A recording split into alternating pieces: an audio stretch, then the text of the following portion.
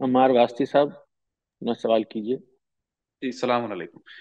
استاذ یہ سورہ بقرہ میں جو آیت 124 ہے جہاں پہ وہ ذکر ہوا ہے انی جاعلو کا للناس اماما، یہاں پہ استاذ اس آیت کے ذیل میں امام تو کیونکہ عربی کا ایک عام لفظ ہے، اب ظاہر ہے اس کے سیاق و سباق سے پتہ لگے گا وہ کس کانٹیکس میں آ رہا ہے، تو یہ خاص جو امام اس سے رسول یا انبیاء مراد ہیں؟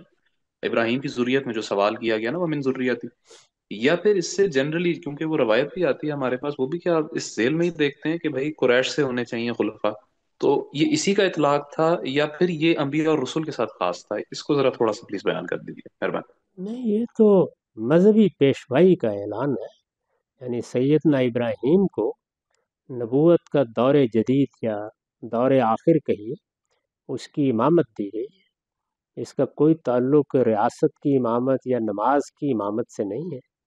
اس میں تو یہ بتایا گیا ہے کہ اب ہم نے تمہاری ذریت کا انتخاب کر لیا ہے، یہ اب قیامت تک کے لیے شہادت کے منصب پر فائز ہے۔ اسی شہادت کے منصب کو لفظ امامت سے تعبیر کیا گیا ہے۔ ظاہر ہے کہ جب گواہ وہ بنائے گئے ہیں تو پھر دنیا کے رہنما بھی وہی ہیں، اور وہ حق کی جانب رہنمائی کا کام انجام بھی دے رہے ہیں۔